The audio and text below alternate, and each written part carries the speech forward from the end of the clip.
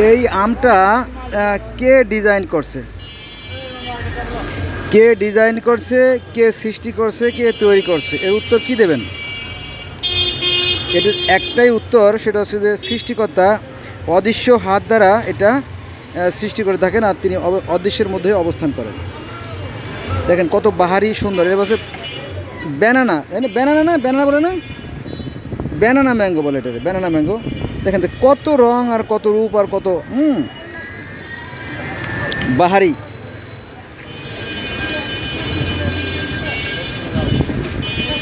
এখানে আরো সুন্দরতা রয়ে গেছে।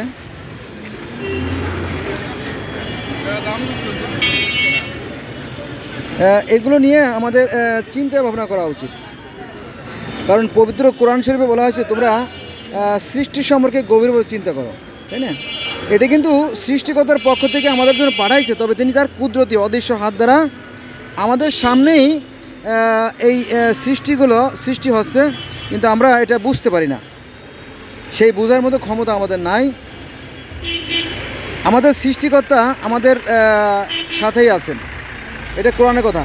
কারণ পবিত্র কোরআন শরীফে আল্লাহ বলেন, আল্লাহ থাকেন মানুষের কল্পের ভিতরে, আল্লাহ থাকেন মানুষের শাহরগের চাইতে নিকটে। যদি দুই ব্যক্তি উপস্থিত থাকে মনে করবা তৃতীয় জন সে আল্লাহ উপস্থিত, আর যদি তিন ব্যক্তি উপস্থিত থাকে মনে করবা চতুর্থ জন সে আল্লাহ উপস্থিত, আর যদি চার ব্যক্তি উপস্থিত থাকে মনে করবা আল্লাহ উপস্থিত। তো আল্লাহকে সবসময় হাজির নাজির জানা দরকার। সৃষ্টিকর্তা আছেন, আমাদের সাথেই আছেন, আমাদের পাশেই আছেন, আমাদের ভিতরে আছেন, আমাদের বাইরে আছেন, আর আমরা তার ভিতরে আছি। তবে সকলের ভিতরে আত্মা এক না। আল্লাহকে আপনার জাগ্রত করতে হবে, আপনার ভিতরে সেই সৃষ্টিকর্তাকে জাগ্রত করতে হবে। যেমন অন্ধকার ঘরে যেমন আলো জ্বালাতে হয়, ঠিক তেমনি আপনার ভিতরে সৃষ্টিকর্তাকে জাগ্রত করার জন্য আপনাকে সাধনা করতে হবে।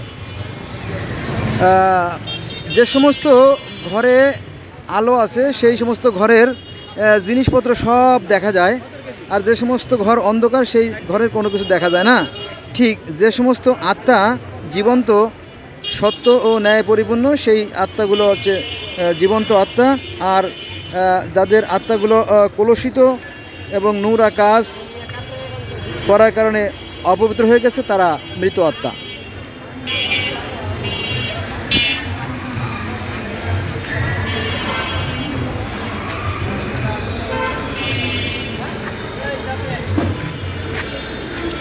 প্রতিটা সৃষ্টির ভিতরে সৃষ্টিগত নিদর্শন রয়েছে। এবং পবিত্র কোরআনে এই কথা বলা হয়েছে, তোমরা সৃষ্টি সম্পর্কে গভীরভাবে চিন্তা করো।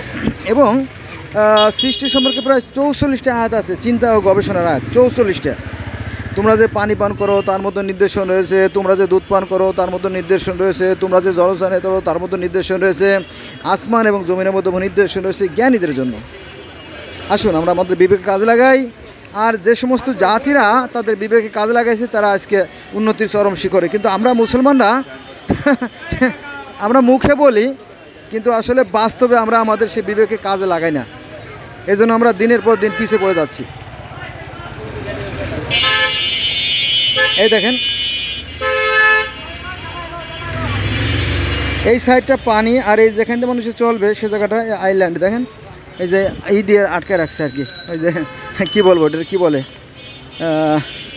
সাইনবোর্ড দিয়ে রাস্তাগুলো আটকে রাখছে। হ্যাঁ, কতটা অসুস্থ, কতটা অসভ্য জাতি আমরা। দেখেন এই যে দেখেন রাস্তার পরে খাবার দোকানে, রাস্তার পরে দোকান, রাস্তার পরে অন্য অন্য ফল ফলালের দোকানে দেখেন বাহারি ডিজাইনের।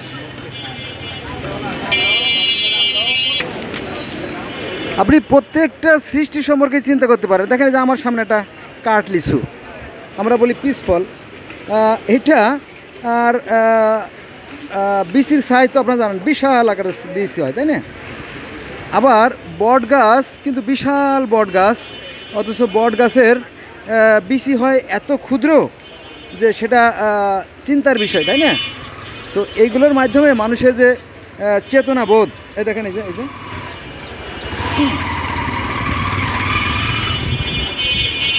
মানুষের বিবেক বোধ জাগ্রত হয় চিন্তা করতে করতে। মানুষের বিবেক ও চেতনাবোধ জাগ্রত হয় আর কি। এই জন্য আল্লাহ পাক কোরআনে বারবার এই সৃষ্টি সম্পর্কে চিন্তা ভাবনা করতে বলছেন প্রায় 44টা আয়াতে। আসুন আমরা চিন্তা ভাবনা করি, আমরা আমাদের বিবেককে কাজে লাগাই।